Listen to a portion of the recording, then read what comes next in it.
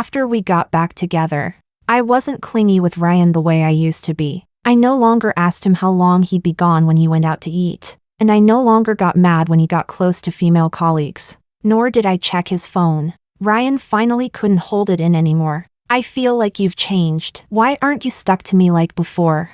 I looked up at him and said softly, didn't you say you found it annoying when I was too clingy and told me to be more independent? Isn't this what you wanted? He froze. Chapter 1. When I got Ryan's call, I had just changed into my pajamas. He seemed to have had quite a bit to drink. It was noisy on his side of the line, and I could vaguely hear someone talking. Damn, I've blown almost 7 figures on my girlfriend in the past 6 months, and she still won't come pick me up. Shit, Ryan. It's your turn. Hurry up and call. No way my girlfriend's the only one who won't come. Give it a rest. Ryan's girlfriend is famous for how much she loves him. She chased after him for years before she finally got him. She used to call every time he went out to make him drink less. No matter how late it was, she'd come to pick him up. As long as Ryan asks, she'll definitely come. Sounded like the guys over there were betting again, one of those boring games about whether a girlfriend would come pick their boyfriend up or not. Ryan's tone was relaxed and amused as his voice came closer to the phone. Everyone shut up a bit, Camila. I'm drunk. Come pick me up. I answered calmly. I'm already in bed. Come back on your own. All the noise on the other end instantly vanished. Then someone whispered in shock. Holy shit. Ryan's girlfriend switched up on him. She used to come even when it was pouring rain. What happened? Ryan went quiet for a moment. When he spoke again, all traces of laughter were gone. Camila, you. I cut him off. I'm going to sleep. Hanging up. Then I stopped listening to whatever he was going to say and hung up directly. After we got back together, I hardly dreamed about the past anymore, but maybe because of the call I received today. Half asleep and half awake, I seemed to smell heavy rain again. It was the biggest storm in S City in 2023. Ryan had gone out to meet friends, and I stared at the downpour outside the window, worried, and called him to tell him to drink less. Ryan's voice on the other end was cold and impatient. Got it. Stop calling. He still hadn't come back even after midnight, and he didn't reply to any of the messages I sent him. When I called again, his phone was already turned off. I panicked, terrified something had happened to him. I couldn't care less that it was pouring outside, grabbed my coat, and rushed out to take a taxi. On the way, the rain was so heavy the taxi's wipers couldn't keep up, and everything in front of us was almost a blur. A car suddenly shot out at an intersection and almost crashed into us. The driver rolled the window down and cursed. Where the hell are you rushing to? You idiot? Do you even know how to drive? He kept swearing under his breath the entire way. I was a little scared and gripped my phone tighter. From the south of the city to the north, it took an hour and a half. The rain was so heavy you could barely see the road. But in the end I finally made it safely to the restaurant where Ryan's gathering was. The wind drove the rain hard. Even with an umbrella, I was drenched. When I saw Ryan walking out of the restaurant, I let out a breath of relief and jogged toward him, just about to call out, Ryan. But when I saw the girl next to him, my steps slowly came to a stop. Helen was wearing Ryan's jacket over her shoulders. Ryan stood at her side. Under the lights, she stood in her thin high heels. Not a drop of rain on her. Her makeup and hair were flawless, and she was smiling as she chatted with Ryan. The gentle smile on Ryan's face vanished the moment he saw me. He frowned out of habit. What are you doing here? I looked up. Why didn't you answer your phone? I told you I was busy and to stop calling. Ryan frowned. What exactly did you need? I wanted to ask him, didn't he say this was a gathering with friends? Why was Helen here too? Helen was his childhood sweetheart. They had grown up together. They'd only gone their separate ways when Helen went abroad after the college entrance exams. Recently she'd returned to the country, and they got back in touch. From Ryan's friends, I heard that they had almost gotten together in the past. Ryan had liked Helen a lot back then when she left the country. He even went to the airport in a heavy storm to chase after her. Ryan cared a lot about anything related to Helen. Not only did he hire her into his company, he often chatted with her. The Ryan who only replied to me in a few short words would chat with Helen until late at night. Whenever I asked him about it, he would answer impatiently, "We're only talking about work. She's not like you. She's outstanding and independent. Not like you." with nothing in your head except romance. Camila, do you have any idea how annoying you are like this? For Helen's sake. I'd fought with Ryan more times than I could count. I should have been angry, should have questioned him, but in the end I didn't say anything. I just wiped the rain from my face. I was worried something happened to you, so I came to pick you up. Helen smiled. Camila, you're not here to check up on him, are you? I've heard for a long time how tightly you keep tabs on Ryan. I finally get to see it for myself today. The guys behind her all snickered. I'll take Helen home. You go back first. Ryan seemed to feel embarrassed and didn't look too good. As he passed by me, he suddenly stopped, reached out, and took my umbrella. You're already soaked anyway. No need to use it. I stood there in a daze, watching him hold the umbrella over Helen instead. Helen leaned into Ryan's side, her red lips curling into a faint smile at me that was somewhere between pity and mockery. Camila, sometimes men are like sand in your hand. The tighter you grip, the quicker they slip away. Don't you think? Why are you telling her that? She wouldn't get it. Let's go. Ryan held the umbrella and walked away with Helen. I watched his car splash up sheets of water as it drove through the rain, the taillights disappearing quickly into the downpour. From beginning to end, Ryan never once asked how I got there, or how I was going to get home. One of his friends, unable to stand watching, spoke sympathetically. Sis-in-law, how did you get here? I'm headed that way. I'll take you. I stood there blankly for a moment, then lowered my head and used my sleeve to wipe off the water dripping from my hair. Thank you. I'll trouble you. Then, Chapter 2. Liking Ryan was something I simply couldn't help.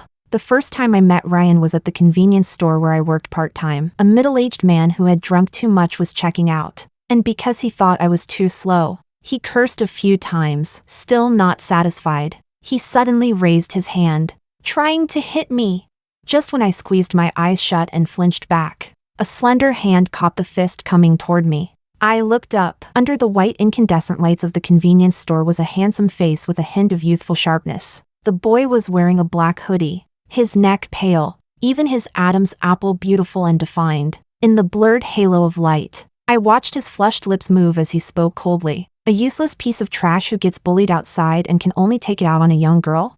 The man cursed and tried to fight back. But the moment the boy tightened his grip, the pain twisted his expression. He didn't dare say another word and stumbled out the door, still shaken. I stammered. Thank you. He simply said expressionlessly. No need. Then he picked up the bottle of soda he had paid for and turned to leave. After that, it didn't take much effort for me to find out that the boy who had helped me that night was Ryan, the most handsome guy in the finance department, same year as me. They said his family was very wealthy, and even a random piece of clothing he wore cost as much as my entire year's tuition. But he had a terrible relationship with his family and spent only the money he earned himself. He started writing software to sell in freshman year, and by sophomore year he had already opened his own company. He was the perfect combination of rich second generation plus self-made first generation. His resume as dazzling as his face. The more I learned about him, the more I liked him. Who wouldn't like a Ryan like that? I fell hopelessly in love, but I was keenly aware of the distance between us, so I only dared to watch him from afar. Those few minutes every night when he walked out of his company and came into the convenience store were the happiest moments of my day. Even being able to say just one sentence to him made me ridiculously happy. Until one day, I couldn't resist and paid for him. When he looked at me, I was so nervous I could barely speak properly. Thank you for helping me that day. He interrupted me expressionlessly, putting a bill on the counter. It was nothing. No need. My face blanched. Oh, okay. A lot of girls liked Ryan, but he had never dated anyone. I always thought it was because he focused entirely on work and had no time for romance. And so I began harboring a secret hope that maybe, as classmates, I could slowly get closer to him. And after we became slightly familiar, I finally began stepping into his life bit by bit. He had a weak stomach and often skipped breakfast, so I brought him breakfast every day. If it rained, I brought him an umbrella. When he played basketball, I washed his jersey. After getting closer, I learned his mother had literally been angered to death by the mistress his father brought home, so he completely cut ties with his family and hadn't returned for years. On every holiday meant for family reunions, I stayed with him because of that. For years I always rushed home only after the new year was over. Just like that. I stayed by his side for 3 whole years. And finally, after a New Year's Eve dinner with just the two of us, a drunken Ryan said hoarsely, "Camila, let's be together." No confession. No flowers. Not even the slightest romantic atmosphere. But I felt flowers explode in my heart. My eyes growing hot as I whispered, "Okay." For the 2 years we were together, I always went along with whatever Ryan wanted, even though he was always lukewarm toward me. I just assumed that was his personality. It wasn't until Helen came back that I realized even someone as distant as Ryan could still hold his phone and chat with someone late into the night, a smile lingering at the corner of his lips. I finally understood my own self-deception. So it wasn't that he couldn't love. He just didn't love me. Chapter 3. Ryan and I broke up because of something very ordinary. I was working overtime on a project until after midnight. On my way home alone in a cab, the driver said there was roadwork up ahead and he needed to take a different route. I didn't think much of it at first, but when I saw the roadside getting darker and darker, I started to feel afraid. The driver seemed to sense my fear and began to harass me verbally. "Pretty girl, what kind of work do you do? Getting off this late?" When I didn't answer, he grew annoyed and started mocking me bitterly. "You women have it easy making money. Just lie down, spread your legs, and the cash comes in. Unlike us, working our asses off every day for peanuts. How much do you charge a night, sweetheart? I'll waive your fare and take you out for a late night snack. How about it?" I was terrified and called Ryan, but his line was busy the whole time, and the messages I sent him might as well have sunk into the ocean. My hands shaking, I pressed the one-key emergency call. A text quickly arrived on my phone. "You attempted to call 110. We have notified your emergency contact. Please try to avoid conflict. Stay away from danger, and keep in touch with the police." Completely useless. Thinking of similar stories I'd seen on the news, I sank into overwhelming despair. Gritting my teeth, I dialed 110 and said to the driver, "I called the police. I want to get out." The driver froze for a second, then snapped and spewed the vilest curses at me. "Are you fucking insane? You filthy bitch. I was just joking with you and doing you a favor. You stupid cunt." Fortunately, he still didn't dare actually do anything to me. He slammed on the brakes, stopped the car, yanked me out, and dumped me by the side of the road before stepping on the gas and driving off. On a freezing winter night, I stood alone in the pitch-dark weeds at the side of some deserted road in the outskirts. The signal in the suburbs cut in and out. I'd been afraid of the dark since I was little, and now I was so desperate I didn't know what to do. I held back my sobs and called Ryan over and over, but he never picked up. Maybe he was asleep, wiping away my tears. I called a friend. Luckily, she was still awake, answered my call, and hurried over to where I was. Unfortunately, my phone died. I don't know how long I was out there, but after a long time, my friend finally found me, standing by the roadside, freezing, terrified, and nearly fainting. When I got home, the lights were still on. I froze for a moment and pushed open the bedroom door. Ryan was on the phone, the corners of his eyes and brows soft with laughter. When he saw me, his expression returned to its usual neutrality. "Why are you back so late?" I said softly. "Ryan, I called you so many times. Why didn't you pick up?" He glanced at his phone and said matter-of-factly, "I was on a call." "What's wrong?" "Then what about my messages? Why didn't you reply to those?" Ryan frowned. "What exactly are you trying to say?" There was so much I wanted to say. I wanted to cry, to throw myself into his arms. I wanted to ask if he had any idea how scared I'd just been. I wanted to ask why he hadn't answered me. But in the end, all I said was, nothing. That night, after Ryan fell asleep, I opened his phone. He had been on a call for more than 3 hours. The person on the other end was Helen. No wonder his line had been busy and he never picked up my calls. I felt my fingertips colder than the screen as I opened WeChat. Pinned at the top was his chat with Helen. They didn't say goodnight to each other until late at night. I scrolled down. Below that was my chat window. When I opened it, I saw a little bell icon next to my name, with a line through it. No wonder Ryan never saw my messages. He had muted me. I didn't sleep the whole night, just staring out the window. Ryan was sleeping right next to me. I studied the face I had loved for so many years and finally realized that although we had been walking in the same direction all this time, no matter how hard I tried, I could never get close to him. This relationship had always been a mistake. Now, it was time to end that mistake. Chapter 4. Breaking up with Ryan didn't take much effort. I mentioned it in the morning, and he just looked up at me, as if he hadn't expected me to bring it up. Then the corners of his lips tightened, and he lowered his gaze. If you've thought it through, then fine. While I packed my things, he sat on the sofa without saying a single word. Breaking up with Ryan hurt exactly as much as I had imagined, even though I was fully aware he didn't love me. After loving him for so many years, letting go wasn't easy. Coincidentally, he became the client for one of our company's projects. After a dinner meeting, he unexpectedly walked over to me. "Where are you living now? I'll drive you." I didn't refuse. When we arrived at my place, his brows were knitted tightly, his left hand pressing against his stomach. "My stomach hurts. Can I go up and have some hot water?"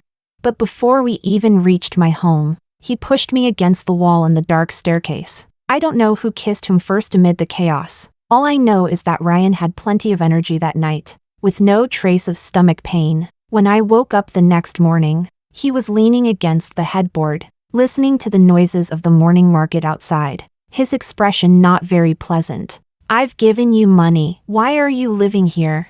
"It's nice here." I paused. I liked the sense of everyday life. Large apartments and villas were nice too, but they felt empty, cold. "Move back." Ryan finally lowered his head. Rare for him. "Your friend told me what happened that night. That day. It was my fault. I won't ignore your calls again." I looked up at him, and suddenly I wanted to cry. Not from being touched or happy, but from sadness. I was sad to realize that I still loved him, even though that love was now so much smaller than before. It still wasn't completely gone, just because of a single sentence from him. I wanted to go back. I closed my eyes. Okay. After that, Ryan really did change like he said he would. He started replying to my messages, and he kept his distance from Helen. But the reconciliation I had hoped for never came. The worn-out parts of our relationship didn't heal. Instead, they only grew worse. The past wounds didn't disappear. I couldn't forgive Ryan. I couldn't treat him the way I used to. I stopped clinging to him. I stopped caring about him as meticulously as before. Instead, Ryan slowly became more attentive to me. For a time, it felt like our roles had reversed completely. Suddenly the door was pushed open. I jolted awake and saw Ryan standing by the bed. He reeked of alcohol, his expression dark, shoes still on. "What are you doing? What happened?" I sat up, frowning involuntarily. Ryan's voice was low and heavy. "Why didn't you pick me up today?" "What? Do you know everyone else's girlfriends were calling them, telling them to go home, even going to get them? You were the only one who didn't call me even once, and when I came home, you didn't wait for me. You always waited for me before, waited for me to sleep together." I don't know if it was my imagination, but I actually heard a trace of grievance in his tone. It was true, before. Whenever he went out for dinner, I would go pick him up. Even if I didn't pick him up, I would wait on the sofa with the lights on. I looked at him for a moment, then said calmly, "Weren't you the one who said I was too clingy, too annoying, and shouldn't keep calling you?" "Ryan, isn't this exactly what you wanted?"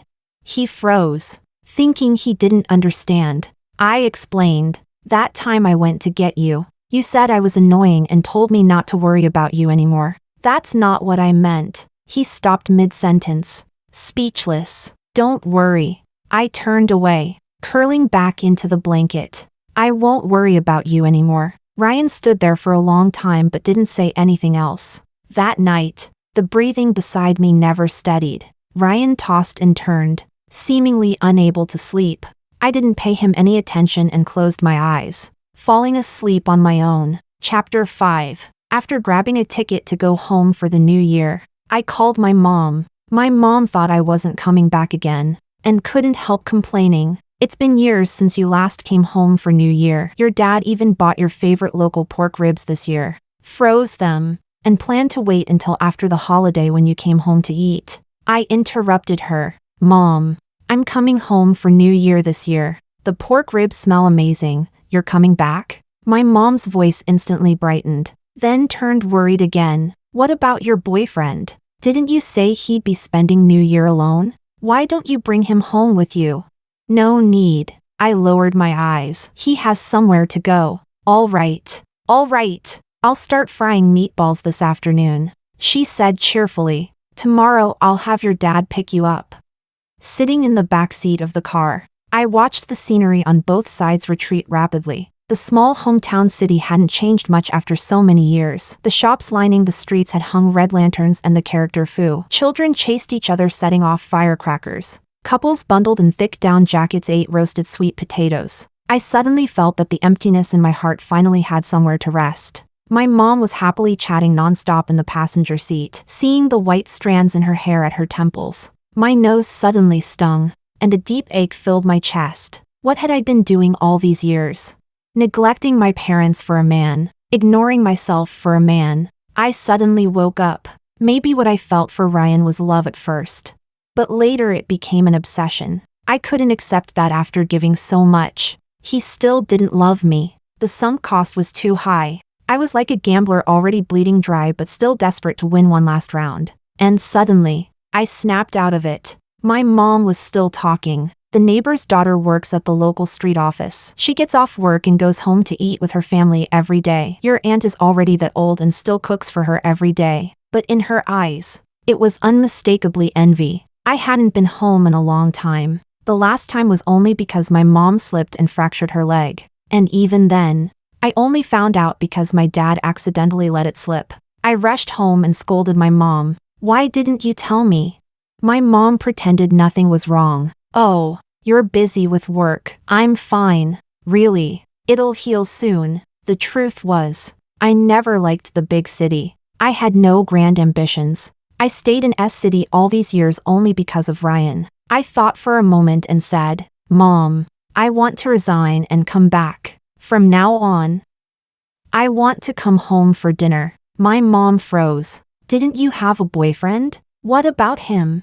I looked out the window. It was snowing. I lowered the car window and reached out my hand to catch a snowflake, cool and damp. Maybe we'll break up soon. Chapter 6. When I received Ryan's video call, I was setting the table. My mom had made a whole table of New Year's Eve dishes. I wiped my hands and went to the balcony to answer the video call. On the screen, Ryan was actually wearing an apron. Behind him was a room filled with warm lights and a whole table of food. His expression carried a rare hint of embarrassment and anticipation. New Year's Eve dinner is ready. When are you coming back?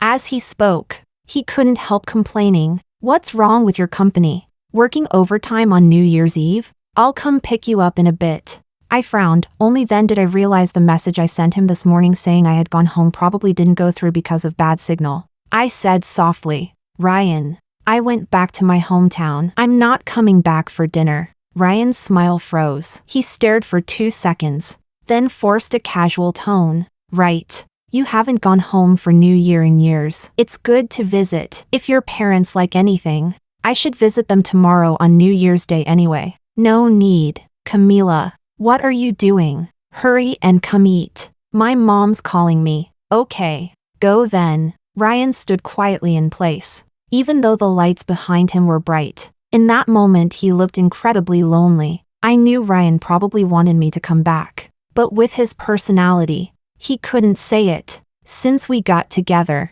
he had never spent a New Year's Eve alone. Every year at this time, it was always me preparing everything, pasting the red foo character, putting up the couplets, cooking a whole table of dishes he liked, turning on the Spring Festival gala and eating with him, teasing him, trying to make him laugh. Although he always told me it wasn't necessary, I never got tired of doing it. I pressed down the habit of soft-heartedness. Someone like Ryan probably never liked lively celebrations anyway. Spending New Year alone probably didn't affect him much. I nodded. Happy New Year. I'm hanging up. On New Year's Day morning, my mom couldn't help nagging again. My colleague's second kid is almost in kindergarten already. And you've been with that man for years and still have no outcome. If you're breaking up, Then break up sooner. She lowered her voice mysteriously. Mom recently met an excellent young man. I'll introduce him to you. I perfunctorily replied. My mom's so-called excellent was usually just stable job plus male. Her introductions were worse than praying at a temple. No. Really? This one isn't like the previous ones. My mom put down her chopsticks. The boy who just moved into the house next door, I already asked around. He's 2 years older than you. His family owns their own company. He's already taken over the business. Super handsome, handsomer than movie stars, and single. I tugged the corner of my mouth. Mom, how could someone like that be single? Either he's gay, or if he's rich, why on earth would he live here? Wouldn't a big villa be better? You'll know when you see him. He's a good kid. Last time the faucet broke, he was the one who fixed it. He said he likes the lively atmosphere here and moved in on purpose. My mom was probably getting fooled again. Maybe this was someone selling supplements or running a pyramid scheme. I was about to reason with her when the door suddenly knocked. Uncle, Auntie, it's me, Paul. I'm here to wish you a happy new year. You see how polite he is? Knows to visit for the new year. I know you don't believe me, just meet him. He actually came. What was even more absurd, I felt like his voice sounded familiar. I stood up and followed my mom to open the door. And when I saw that smiling face outside, I completely froze. Paul? What are you doing here? Chapter 7. Even when I was already sitting at the table eating with Paul, I still felt a little dazed. Paul was the friend Ryan left me at the restaurant for, the one who offered to take me home. Although he and Ryan were both from the same second-generation wealthy circle, unlike Ryan, he had a very good temper. Several times when Ryan embarrassed me in public, Paul stepped in to help me out. After that incident, we added each other on WeChat. Later, I even treated him to a meal to thank him, and during holidays we'd occasionally exchange greetings. Overall, we had a pretty good relationship, but he was a rich second generation. Why would he come to this small city and even live next door to my parents? My company has a hot spring resort project nearby. My dad told me to take charge first to practice. I think living here is great, the neighborhood feels lively, and the jianbing downstairs is amazing too. I asked curiously, you can really get used to living here? Paul smiled, on that face that could make 6 figures just by going bankrupt in modeling. He smiled wide, showing 2 rows of white teeth. When I get busy at the company, I sometimes don't even get to eat. But here? It's great. Uncle and Auntie take care of me, and Auntie's cooking is incredible. I come over every few days to get a good meal and improve my life. My mom was grinning from ear to ear, constantly picking food into Paul's bowl. What do you mean freeloading? If you like it, come eat often. Just don't bring anything next time. The things you brought last time. Your uncle and I haven't even finished yet. No wonder he managed the company so well at such a young age. That face plus this emotional intelligence equals absolutely lethal. He said sweetly, Auntie, these cola chicken wings you made are too good. Can you teach me how to make them? My mom waved her hand. Why would a company president learn this? Just have your chef make it for you. I want to cook for my future girlfriend. Auntie, you have no idea, finding a partner nowadays is difficult. If a man can't cook, young girls won't want him. My mom looked like she regretted she couldn't slap her thigh hard enough. She kept asking Paul, with conditions like yours, how are you still single? Are your standards too high? What kind of girl do you like? I knew my mom's matchmaking instincts were kicking in again, but forget Paul being Ryan's friend, his conditions were far better than mine. There was no possibility between us. Mom, I awkwardly tried to interrupt, but Paul enthusiastically said, Auntie, I like girls with big eyes, fair skin, preferably half a head shorter than me, someone who shares interests with me, someone I can talk to. My fingers froze. Every point he mentioned, I fit, and Paul and I did get along well. When I treated him to that meal, I thought it would be awkward, but it wasn't. We had a lot in common. I had a niche hobby of crocheting, making clothes and bags by hand at home. I never expected a man like Paul to also love crochet. He said it was stress relieving, and whenever work became stressful, he would crochet something to reward himself. Later he even gifted me a moss green crochet rug he made himself. It was gorgeous. I loved it. Unfortunately, later Ryan threw it away. Maybe I was overthinking. My mom was looking at Paul like he was her future son-in-law. Completely smitten, she kept piling food into his bowl, and Paul played along, coaxing her. Those two were so close they looked more like real mother and son. Just when I thought the situation couldn't get more absurd, the doorbell rang. I exhaled in relief, quickly escaped from the table to open the door, thinking it was some relative coming to give New Year greetings. But the moment I opened the door, I froze. The second unexpected face of the day. Ryan stood outside carrying big bags, wearing a neatly pressed wool coat, hair gelled back. He was clearly dressed up carefully. He just opened his mouth to speak, but then he saw Paul inside. His smile vanished. What are you doing here? The situation was unbelievably complicated. I hadn't done anything wrong, yet I felt inexplicably nervous. Paul, however, showed no guilt at all. He raised a brow. I'm here as a guest. But you, why aren't you spending the new year with your little childhood sweetheart? What are you doing all the way here? My mom was also confused. Camila, this is... I opened my mouth. Emotions tangled. Ryan. Ryan glanced at Paul, then curved his lips into a polite smile and added, Hello, Auntie, I'm Camila's boyfriend. Chapter 8. I thought my parents would really like Ryan, but to my surprise, although they treated him politely, the distance they showed and the warmth they showed Paul were completely different. Ryan must have felt it too. He was never the type like Paul who could charm people. He could only watch Paul make my parents laugh nonstop.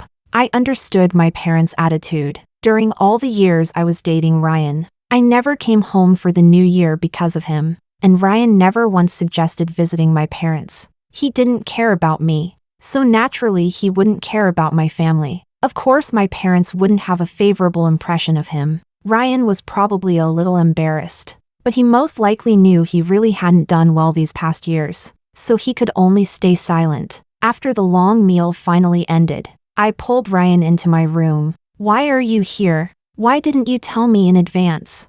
Ryan lowered his head. You said so many times that you hoped I could go home with you. Now that I'm here, I thought you would be happy. If it were before, I probably really would have been happy, but now I only felt annoyed. You should head back. I frowned. This is a small place. No good hotels. You probably won't be comfortable staying here. Ryan looked at me for a moment. When are you going home? This is my home. Ryan grabbed my wrist. I mean our home. I know you haven't been back in years. It's fine if you want to stay here for a few days. I'll wait for you at home, okay? I slowly pulled my hand back. Ryan, I'm not going back. Not going back? He said softly. What do you mean not going back? I want to quit my job and come back home. I avoided his eyes. I don't want to stay in S City anymore. Don't want to stay? Ryan's expression darkened. Then what about us? Long-distance relationship? Or, he said each word clearly, you want to break up? I had just opened my mouth to speak when the door pushed open. Paul was still wearing my family's little bear apron, those beautifully shaped M-shaped lips carrying a familiar smile. What are you two whispering about? Auntie is calling you to come eat some fruit. This has nothing to do with you, Ryan said coldly. Paul, I'd actually like to ask, what exactly do you mean by coming to my girlfriend's house for dinner? Paul's smile didn't fade. Camila and I are friends. What's wrong with visiting a friend's house for a meal? Friends? Ryan let out a cold laugh. Funny. I didn't know since when you two became so close. What? So being in a relationship means she can't have male friends? Paul leaned on the door frame. I see you and Helen get along pretty well. Don't you? Me and Helen have nothing going on. Then Camila and I have nothing going on. Ryan's face completely darkened. Paul, if you keep this up, we're done being friends. Paul shrugged. No problem. I have plenty of friends. Losing you isn't going to matter. The atmosphere between the two men was getting more and more tense, so I quickly pushed Paul out. I'll be out in a minute. Paul lowered his eyes to glance at me, then obediently left. Ryan, still furious, said, I didn't know you two were this close enough for him to come eat at your house. And look at how your mom treats him. She practically sees him as. He gritted his teeth. When did you two even get close? I replied calmly. That day when it rained and you left me alone at the hotel to take Helen home, he kindly sent me back. That's how we met. There's nothing between Paul and me. Don't be unreasonable. The moment these words came out, both Ryan and I froze. Those were his lines once, now they were reversed. You think he really sees you as just a friend? Ryan took a deep breath. I'm a man. Do you think I can't tell from the way he looks at you? Camila, do you know what kind of person Paul is? What kind of conditions he has? You think he'd seriously be with you? He just wants to have fun with you. The second he finished speaking, he realized he said something wrong. That's not what I meant. I lowered my head. Ryan, go back. Chapter 9. When Paul invited my whole family to the hot springs, I originally wanted to refuse, but my mom dragged me along forcefully. He reserved the biggest and most luxurious suite for my entire family, and the meals were all extremely exquisite. I felt embarrassed. You really spent too much. But Paul didn't mind at all. This is my family's business. It doesn't cost anything. The hot spring hasn't officially opened yet, so you and uncle and auntie can try it out first. If anything isn't good enough, I can fix it in advance. The hot spring resort was built to be very high-end. My parents were excited and played all day, going to bed early that night. It happened to be snowing outside. I couldn't sleep, and suddenly felt the urge to try what it felt like to soak in a hot spring under the snow. Large snowflakes floated down, glowing like sparks under the lights. In the cold air, I slid into the warm, almost hot water, shivering as every pore on my body slowly relaxed. After soaking for a while, the snow fell even harder. Feeling playful, I reached out toward the bank to grab a handful of snow, when suddenly I heard rustling sounds coming from the hot spring behind me. Startled, I shrank back into the water. Who? Me. Paul's voice sounded. I'm drinking over here. Didn't expect you to be here too. I brought sake. Do you want some? I was wearing a swimsuit and already felt a bit embarrassed. But Paul didn't come over. His footsteps faded for a moment, and then a wooden tray floated toward me from the upper stream. On it sat a bottle of sake and a delicate little cup. I really like this sake. Give it a try. Thank you. And that's how we ended up drinking together, separated by a cluster of trees. With snow falling all around us, we started chatting. At first it was small talk, but the more we drank, the deeper our conversation became. I felt more and more that I resonated with Paul. We thought the same on many things, and even our favorite movie turned out to be the same obscure one. Paul was probably drunk when he suddenly asked, "Why do you like Ryan so much? I thought you two had already broken up. Didn't expect you to get back together." I thought for a moment and told him how Ryan and I first met. I didn't know what exactly I liked about Ryan. Was it him as a person? Or the halo from when he saved me? Or maybe just years of stubborn attachment that I refused to let go of?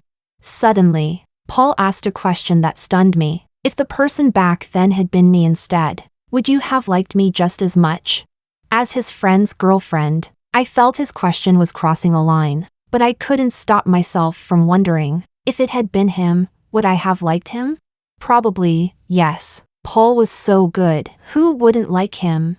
But I couldn't answer. My mind was a mess. I stood up. It's too cold. I'm heading back. But as soon as I stepped onto the snowy bank, I slipped on melted snow. My feet flew out from under me and I screamed as I fell backward. Before the freezing ground hit me, I landed in a warm embrace smelling faintly of cedar. Paul had rushed over too quickly. A branch scratched his face, and bright red blood slowly seeped down his pale skin, looking eerily beautiful in the dim night, almost like a ghostly charm. "Are you okay?" he asked softly. Yeah, I thought he would let go, but he kept holding me. The cedar scent mixed with the warmth of the sake. Only then did I notice that Paul's eyes were a bit lighter in color than most people's, but now they seemed even darker. In the heavy snow, I felt as if the distance between us kept shrinking. I should have stepped away. But he was so warm. I didn't want to. His hand around my waist felt almost burning. Realizing this, I jerked and pushed him away hard. Paul froze, staring at me. "I'm leaving." I avoided his gaze, grabbed my robe, wrapped it around myself haphazardly, and turned to go. Behind me, Paul remained silent, saying nothing at all. Chapter 10. When I went back to the company to resign, my manager kept trying to persuade me to stay. You've always done well in this job. You're about to move up. Why quit so suddenly?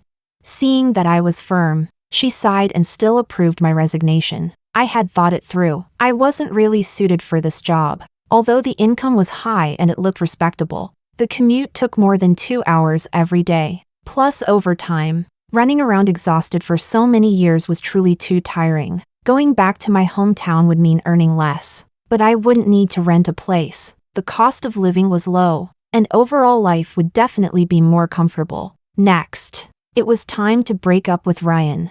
I didn't expect that the reason for the breakup would come so quickly. When I got home, I happened to run into Helen walking out of the house. She was wearing a black YSL wool coat, sheer black stockings, and a pair of CL red-soled heels. Her eyes were red as she clutched Ryan's arm, speaking emotionally. Ryan, do you dare say you don't like me?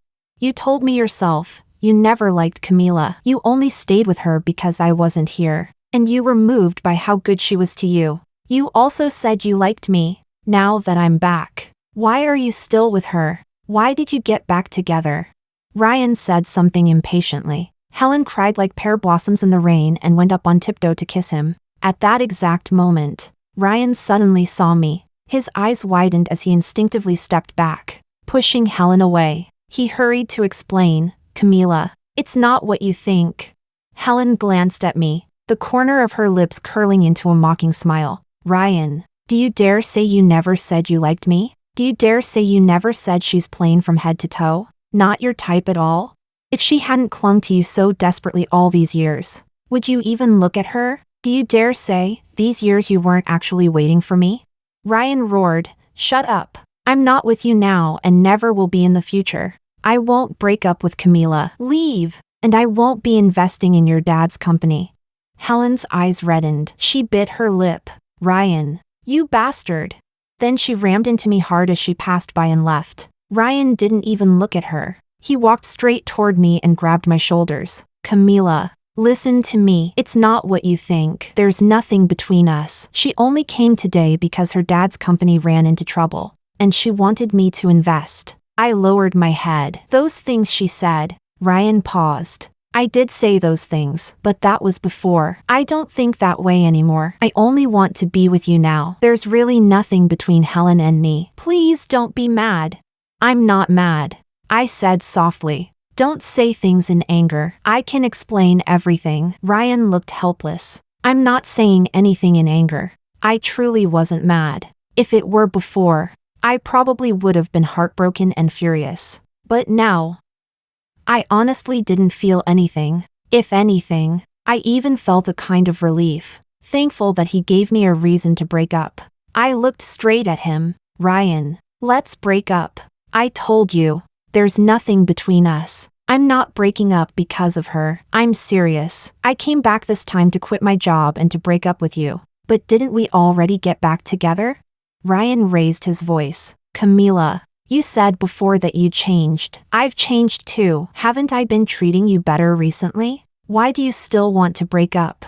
I don't know. I laughed bitterly. I really don't know. Ryan trying to keep me was something I had never dared to dream of before. Even the last breakup. If he had said these words back then, I probably would have continued loving him desperately. But feelings truly can be worn away completely. Loving him was something I insisted on for too many years. But falling out of love only took a moment. I really no longer had feelings for him. I'm sorry. I told Ryan. I'll move my things out today. From now on, I hope you can be happy. Chapter 11. After returning home, I heard from my mom that Paul hadn't come back recently. My mom was still feeling regretful, but I didn't think much of it. He probably moved away. Someone like him wouldn't stay here forever. I switched to a different company, and everything seemed like a fresh start. When relatives tried to introduce me to a blind date again, I hesitated for a moment but didn't refuse. Maybe this is the kind of life I should have. Finding an ordinary man,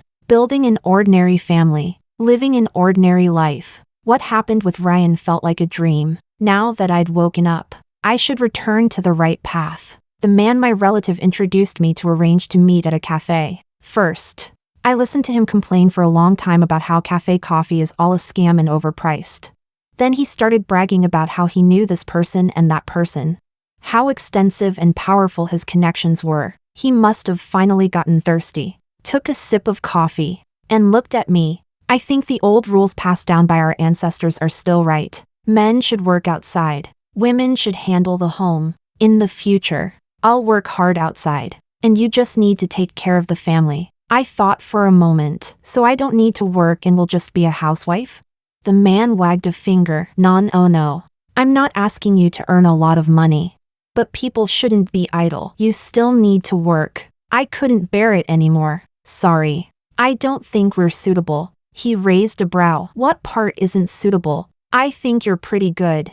I paid the bill and was ready to leave, but he blocked my way. Say it clearly. What part do you think is not suitable? Camila, what are you doing here? My shoulder was suddenly wrapped by an arm. I widened my eyes and looked up to see Paul's smiling gaze. And you are? The blind date man was stunned. I'm her boyfriend. And you? Paul raised a brow. Expression unfriendly. He was nearly 9 meters tall, a whole head taller than the blind date. The man didn't dare start a conflict and stepped back, muttering curses as he left. Having a boyfriend yet coming on blind dates. Crazy. I frowned and pushed Paul away. What are you doing? You're ruining my reputation. Who would dare introduce me to a blind date in the future now? I'll make it up to you. Paul lowered his head to look at me. I didn't understand. What? You're looking for someone to marry, right? I think my conditions are much better than that guy's. Why don't you consider me? I bit my lip. Can you stop joking? How am I joking? You already moved away, and you won't stay here in the future. I don't have time to play this ambiguous game with you. Wait. Paul grabbed my wrist. Who told you I moved away? I only went back because the project needed a report. I've already moved back. Tonight I even told your mom I'd go over for dinner. I froze. After a long while, I looked conflicted. Why? Why would you do that? I really didn't understand why Paul would go this far. We did get along, but nowhere near the level of romantic feelings. He had no reason to like me. Paul seemed to have noticed. He openly admitted, actually, I've liked you for a long time. I've been waiting for you and Ryan to break up. Last time you broke up, I wanted to pursue you. But you two got back together too fast. Now that you've broken up again, I can't keep waiting. But why? I was confused. Paul and I didn't have many interactions. Back when I was with Ryan, we had eaten together a few times. But after that we barely stayed in touch. Do you remember the time Ryan was drunk and I took him home? Paul looked out the window. You weren't asleep. You were waiting for him on the sofa. When you saw he was drunk, you were so worried. You helped him take off his shoes, his coat, wiped his face, and cooked hangover soup for him. At that moment, I thought, Ryan is really lucky. Someone is waiting for him this late. He smiled faintly. I've always had everything growing up.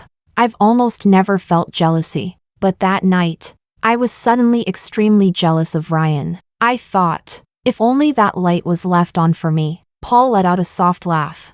After that, I paid attention to you. Any gathering Ryan attended, I tried to go too, hoping to see you. Later, when I finally got the chance to walk you home, I realized the more time I spent with you, the more I liked you. He looked straight at me, expression solemn. Camila, I genuinely like you. I've liked you for years, enough to know exactly how I feel. I've already decided to build my career here. I'm not playing around. My fingers around my coffee cup stiffened after being frozen in place too long. I never expected that during all the years I was loving Ryan. Someone else had been quietly loving me too. Paul had no need to lie. A man like him could have any woman he wanted. He had no reason to spend so much effort on someone as ordinary as me. My heart was a mess. You, let me think about it. Paul gazed at me seriously. I won't force you to be with me right away. I just hope that, if one day you're ready to start a new relationship, I can be your first choice. Chapter 12. When I saw Ryan at the company, I thought I was seeing things. The coworker next to me tried hard to suppress the excitement in her voice. This is our new boss. The day before yesterday he bought our company. I heard his family is super rich. And he's still single. Can you believe it? TSK, TSK, TSK. I was absent-minded the whole day, but luckily Ryan didn't do anything out of line. Until after work, when I stepped into the elevator, the doors opened, and there was only one person inside, dressed in a suit, tall and handsome. Ryan looked at me in silence. If I turned and left now, it would look way too deliberate. My steps faltered for a moment, but I still walked into the elevator. I had just reached out to press the button when Ryan spoke. Camila, what do you actually want? My hand paused. What? Ryan closed his eyes briefly. I know I wasn't good to you before. From now on I'll consider your feelings. I'll stop contacting Helen and keep my distance from other women. I'll care about you more. Look after you more. Everything I did wrong, I'll change. Suddenly, he pulled a ring out of his pocket, dropped to one knee, his expression deadly serious. Camila, whatever you want, I can give it to you. Let's get married. This time I was truly stunned. Are you crazy? All these years we'd been together, it wasn't like I'd never thought about marrying Ryan. It was the extravagant wish I dreamed of, but never dared to say out loud. I knew Ryan wouldn't want to marry me. In fact, all these years he had never once mentioned marriage, nor had he ever come home with me to meet my parents. You like it here, so we'll live here in the future. I've already bought a place. From now on I'll manage the company remotely. I was the one who did things wrong before. I'll go see your parents and apologize in person. Let's get married, okay? He repeated himself again. If this had been before, I probably would have gone crazy with happiness. But now I took a step back, only finding it absurd to the point of ridiculous. Back when I wanted it, I begged in every way and still couldn't get it. Now that I've let go, it delivers itself to my door. So what did everything I gave before even count for? What do you want? Ryan held up the almost blinding diamond ring, jewelry, custom wedding dress, rings. I can give you all of it. The house is fully decorated according to your taste. Didn't you really want to marry me before? Camila, can't we just be good to each other? Why? I couldn't understand. Ryan tried to slip the ring onto my finger. Camila, we've been together so long, and we're a good match. It's such a pity to throw this relationship away so easily. As Ryan's expression slowly turned cold, I gently pulled my hand back. Ryan, when I liked you, I wanted everything. But now that I don't like you anymore, whatever you give me, I don't want it. The elevator doors opened. I had never imagined this sentence would come out of my mouth. Let's part ways peacefully. Chapter 13. Paul really did move back just as he said he would. And my parents liked him so much they practically treated him like their own son. He came to my house for dinner almost every night, and my mom would even cook the dishes he liked on purpose. He never came empty-handed, but he also never brought anything extravagant, just food or daily items. Every time, he managed to coax my mom into grinning from ear to ear. After dinner, she would urge us to go for a walk to digest the food, and I knew she was trying to create opportunities for us. At first, I felt a little embarrassed, but as time passed, I gradually got used to it. The winter nights were freezing, and my hands hurt from the cold. I couldn't help blowing warm air onto them. Paul glanced at me, opened his coat, and gestured. Feel this. I instinctively glanced downward. Are you insane? What are you thinking? Paul said as he stuffed my hand directly into the inner pocket of his coat. My face flushed, and I was about to pull my hand back when I touched something hot and soft. When I pulled it out, it turned out to be a steaming roasted sweet potato. I didn't know whether to be more shocked that he somehow produced a roasted sweet potato out of nowhere, or that he was storing it inside an expensive coat worth tens of thousands. When we passed by earlier, I saw you staring at it, Paul said with a grin. Their roasted sweet potatoes are really good. I used to buy one every time I walked by. Try it. Holding the warm sweet potato, my snow boots crunching on the ground, and the street beside us glowing orange from the headlights reflecting on falling snow, I suddenly felt an overwhelming sense of peace. Don't just eat it yourself. Let me try a bite, Paul said, stopping in his tracks, feeling embarrassed. I said, I'll just buy you another one. I want this one. Paul lowered his head and took a bite right next to the teeth marks I had left, smiling with a meaning I couldn't quite decipher. It's really sweet. Maybe it was because we were standing so close, or because the sweet potato was steaming hot. but I felt my face heating up. A warm hand closed around mine. Still cold? This time, I didn't pull away. Everything seemed to happen so naturally. The snow drifted down in thick, silent flakes, and for the first time, winter felt warm. When we reached the entrance of my building, Paul pulled me back. "You're going back already?" I looked up blankly, and Paul smiled as he wrapped his coat around me. Under the dim light of the street lamp, his kiss fell with the snow, cool at first, then melting softly. I felt my heart melting just like the snowflakes. It lasted only a moment. Paul's expression suddenly shifted. His gaze moved past me, and the smile vanished. I turned around. Ryan stood in the snow with an umbrella. No one knew how long he had been watching. After several seconds that felt both short and painfully long, he finally spoke. His voice was colder than the snow. "So this is why you were so determined to break up with me? Because of him?" Chapter 14. I received the call from the police station while I was at work, informing me that Ryan and Paul had gotten into a fight. I was stunned. I hung up the phone and rushed straight there. The moment I stepped inside, I saw both Ryan and Paul sitting on the chairs in the mediation room, messy, bruised, and refusing to look at each other. There was a gash on Ryan's temple that was still oozing blood, and his cheekbone was swollen. Paul's lip was split, and there was a scrape on his face. His expression, normally cold and composed, completely changed the instant he saw me. His eyes reddened, and he covered his mouth pitifully, mumbling through the pain, "Camila, he hit me, it hurts so much." Ryan exploded. "Paul, are you even a man?"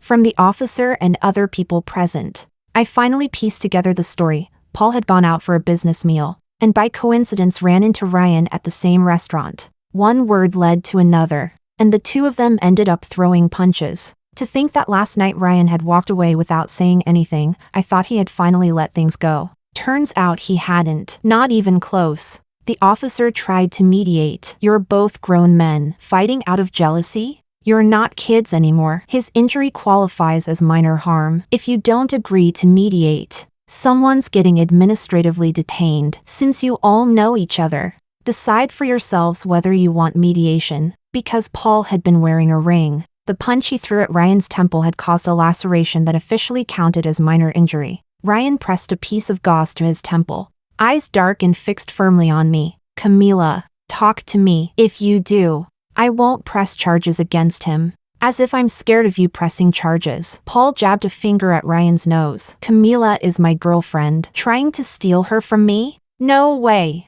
She was my girlfriend." Seeing them about to start round 2, I finally snapped. I stepped between them and pushed them apart. Turning to Paul, "You go home first. I'll talk to Ryan." Paul's eyebrows shot up. He was about to argue, so I softened my tone. "I'll be back soon. Wait for me at home." Only then did he reluctantly let go. Before leaving, he didn't forget to threaten Ryan. "If he bothers you, call me. I'll beat him up again." Ryan glared at him. "Idiot." Ryan and I found a quiet spot by the sea. He went to buy a few cans of beer. In winter, the beach in my hometown is completely deserted. Wind whipped the waves against the dark rocks, bursting into white foam. I've always loved the sea. I had begged Ryan many times to come back with me before. He would always brush me off, saying he was busy. I never expected that the day we actually watched the sea together would look like this. I laughed softly and shook my head, pulled the tab on the beer can, and took a sip. Cold and bitter. Ryan had already finished one can and crushed the empty can with his hand. "I used to think I didn't like you." The sea wind roared, lifting his black hair. "I just felt that you were always there." I felt a little moved, and maybe a little pity. I thought I didn't like you. I thought I was the kind of man who would like someone like Helen. I knew all of this already. I stayed silent and kept drinking. Later, when you broke up with me, I didn't think much of it either. Living alone wasn't bad. I didn't feel sad. Until one night, I came back from dinner with friends, and I saw the lights were off. The apartment was empty. In that moment, I suddenly felt my heart go empty too. Ryan let out a bitter laugh. "I always thought I was smart, but in the end I didn't even understand what I really wanted." That was when I realized the one who couldn't live without the other wasn't you, it was me. The wind was too strong. My voice came out rough. "Too late. Not because we already broke up. Not because I'm with Paul now, but because I don't love him anymore. Feelings were away day by day, night by night. By the time he finally turned back, I had no strength left to walk toward him again. Ryan laughed bitterly. I know, the way you look at me has changed. Camila, you don't like me anymore. Do you? It's okay. You waited for me all those years. This time, I'll wait for you. I smiled. There's no need. I knew very clearly, I truly didn't love him anymore, and I would never go back. Ryan's voice was serious. That's my choice. You don't have to want me, but I'll wait. We didn't say another word. After we finished all the beer, I turned to leave. Behind me, Ryan's voice came, and maybe it was the wind, but it trembled. Camila, you really don't have even one thing left to say to me? I turned around and smiled at him. Ryan, I don't love you anymore, but I wish you happiness. Loving someone is a beautiful thing, even if the ending isn't good. I never regretted loving him. Ryan stood still, like a statue carved in the wind. Camila, if you don't love me, then why did you get back together with me? I'll wait for you. If he makes you unhappy, come back.